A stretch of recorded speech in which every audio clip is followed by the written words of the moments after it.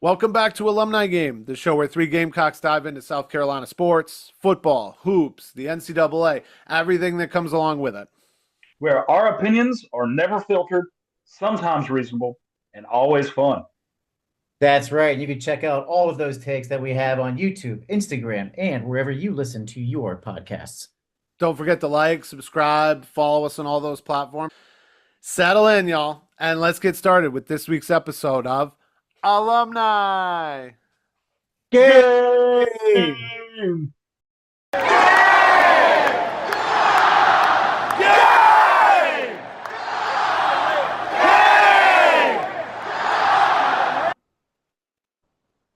Hey, football fans, welcome back to another episode of Alumni Game. Me and Buster coming in here with some breaking SEC news, busting the headlines here. Busting heads, busting chops, and busting balls, baby. Not going to be able to practice without those balls. Most of the spring is spring games, right? Even though that's not that big a deal anymore. We've been talking about how only, a couple of teams even have spring games and televise them. But the portal is here and activity is in the portal. Buster, what's going on? Well, so spring portal just opened, and a big name decided to jump in. But here's the deal. The big name jumped in. Everybody thought, oh, well, this was a big surprise. We didn't expect this. Comes to find out, this is kind of going on since the playoffs back in December. Yeah, we are talking about Nico burn. Iamaleava from Tennessee. This guy, from what we know, and again, what we know may not be the entire truth, the whole truth, or nothing but the truth, but is some form of the truth. And what we've gathered is he was asking for more money, basically doing the whole, training camp holdout that we see in the NFL. Yeah. Spell it with me, kids. NIL. Yes, it's not nil. It means a lot. It means a lot. Yeah, it means I'm a leaving and on a jet plane. Who knows when I'll be back again because I'm getting that bag, right? But it's a bummer for Tennessee, but it does kind of ripple through the SEC. Granted, our Gamecocks right here. Yep, there is it. Oh, my fingers like disappear. Gross.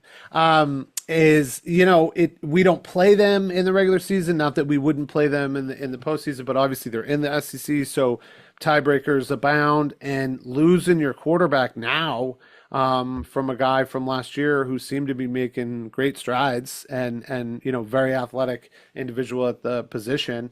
And he's on his way out of there. Like Buster said, we don't know exactly kind of breaking and being the big headline in college sports right now because it's happening and people are finding out. And I'm sure it doesn't sound like any deals are imminent, right? But the next question begs, what are the implications and where did it go, right? Well, the initial thing is, so what we are finding out is that prior to the college football playoffs, which Tennessee, was in, and a lot of that had to do with Nico running a very high-powered offense for Coach Josh Heupel. And here we go. We'll get some highlights here. I'll cue this up. Cue that thing up. It's strong arm, great athleticism. I like the guy, from an athletic standpoint. And it seemed that, he was the backup to Joe Milton the year before. And he just kind of continued that high-powered trajectory that you find in Heupel's offense. So, Joe Bazooka, right? I mean, he's got a cannon. Yeah, and Nico did too. Nico could fire that in, and he can also that throw there. I mean, it doesn't help that he's all alone against NC State, Yeah, but at the same time, what we're looking at is the story is that prior to the college football playoffs, he was already shopping around. And not maybe him directly. So he is represented by his dad and a uncle, I believe, who was a former Florida football staffer for the Florida Gators. And he was looking for a restructuring of his contract. Now, again, we don't have contracts in college football the same way we have them in the NFL, but for all intents and purposes, the NIL deal that he got, he was looking for a restructure, asking for more money. And a lot of people don't like that because there's still the perception that college football is somehow pure, that the athletes in college football play for the love of the the team and the love of the school and, Which could want to win be. championships. Which I mean, there is that, but in the age of NIL, they're also looking to secure the bag, and he was looking for potentially, I think, up to $4 million. So, you know, he tried to leverage his playing ability. Obviously, that leverage didn't work out because Tennessee was like, "No, dude, we're not paying you $4 million." And there are some some people out there, and we can kind of debate the overall quality of his season. It was some up and downs here and there, and Right. was he an elite quarterback? I don't think he was elite on the level that we kind of compare guys like Trevor Lawrence and Caleb Williams Oh, and you don't stuff even like think he that. was there at that level when Yeah. when Trevor was in college? Yeah, so he's not at that level, but he is a good quarterback, and he will find a landing spot. But this kind of brings up that whole NIL question about, is it still the wild, wild west? Do we need to change our perception of what the college football game is? Do we need to have some level of regulation or caps so that these things don't keep happening in such a way that it's a shock to the system, to anybody and everybody that is a college football fan? Well, I wanted to watch some more highlights because we won't see him on Yeah. Tennessee. So this is the Arkansas game when they were 4-0. But yeah, I mean, look, I don't know, Buster. I think I agree with what you just said, but I also think, like, why try to swim upriver, right?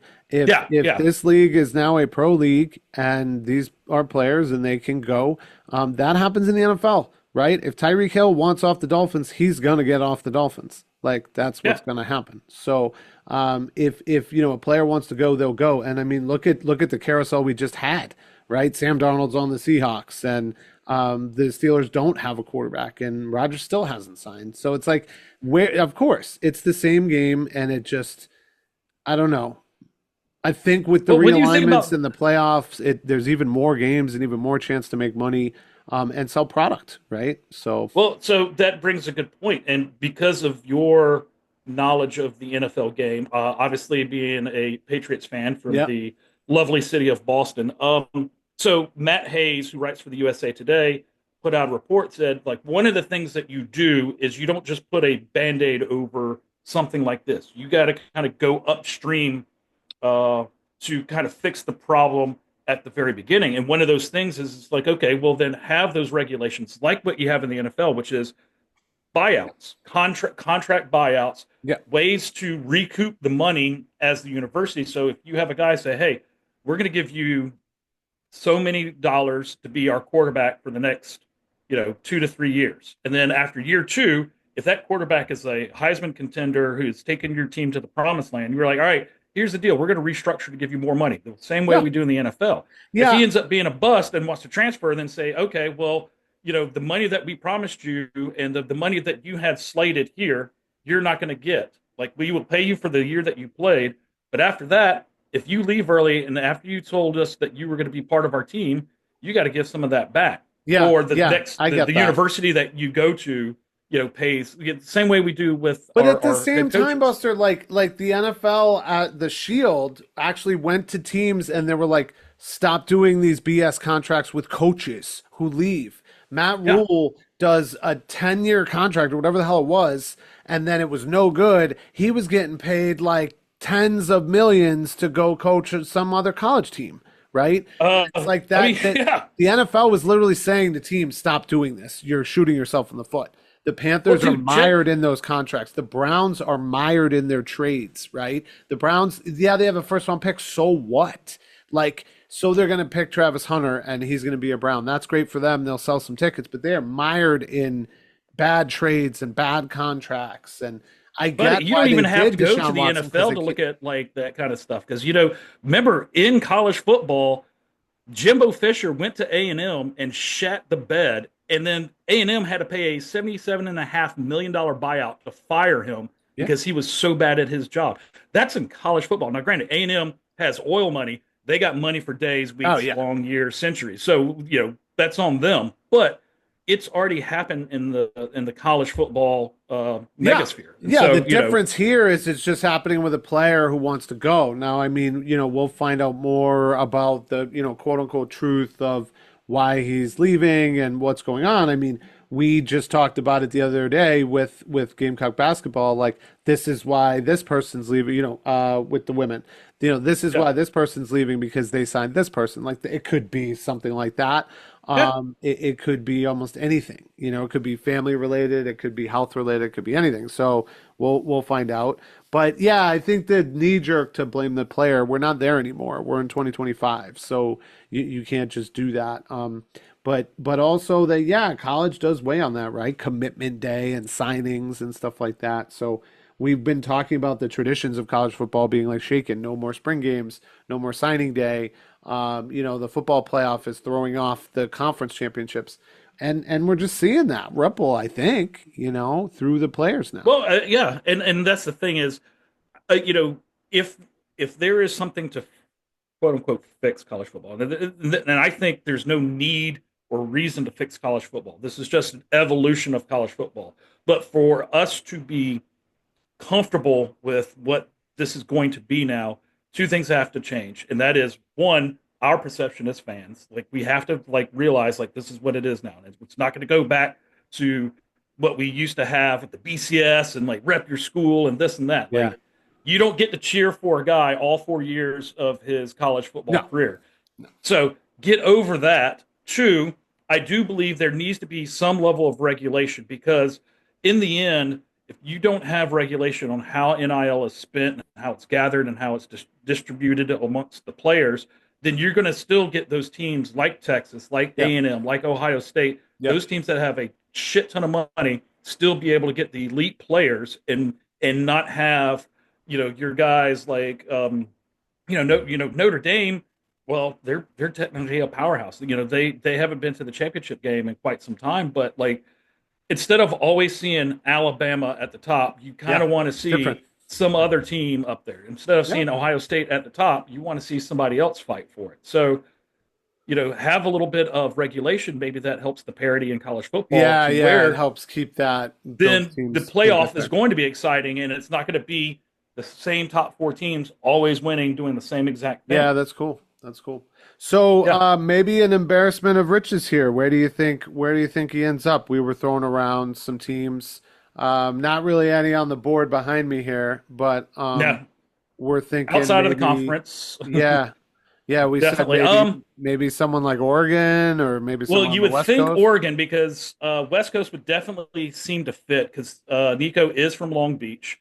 But here's the thing: Oregon would have been a great fit in the sense of their style of offense. They got Phil Knight money, aka Nike. Yeah. And they got really sweet freaking uniforms. But it was Dan Lanning, the head coach of Oregon, that put up the red flag and told Josh Heupel, "Hey, Nico's shopping around before your college football playoffs. Is he invested in your playoff chances, or is he invested in his bank account?" Right. So maybe he does end up somewhere behind me. So I don't think Dan Lanning is interested in him. I know. Also, doesn't it feel like you go to play for Oregon and everyone forgets about you, right? Even Mariota, I don't remember watching him all the time, and I just remember Oregon having speed. I don't remember him being, the big playmaker. So I mean, Dylan Gabriel this past year was, pretty memorable. Yeah, that's true. That's true. Good counter. But in all honesty, if you're looking at that Nico price tag, so technically what we're hearing is $4 million. I don't know if that's accurate or not, but that's just what everybody's hearing. So don't put that on us as factual. Yeah. But if you're looking at a $4 million price tag, there are very few teams that are going to be willing to spend that don't have the kind of quarterback that they want. Notre Dame was one of them. I think Texas Did Florida State get in this, try and turn it around from last year? I don't know. After the shenanigans of last year, I don't think Florida State's willing to risk a payday of $4 million to bring in a guy after what happened with DJ. And maybe he doesn't want to go too far. The next state over from Tennessee, that's North Carolina. There might be some options there. Belichick was interested. I don't know how much interest. North Carolina does have good money from their alum base. They are a very wealthy institution. But honestly, some of the stuff I've seen is that if no one's going to pick him up on that level of Power 5 and his price drops, you could see a team like UCF coming in and stealing away He a top he flight just declares for the SEC. draft out of nowhere Yeah. and just goes I in mean, the draft. he can pull a claret and just like screw college. I'm going to the NFL if it takes Yeah. me a couple years. Yeah. So Well, I don't know. a couple options there. I mean, I guess, yeah, otherwise, like you said, the teams with big money who would have to get nuts would be like a team in Texas or, a team in Florida or something like that. But yeah, otherwise we'll see, and we'll see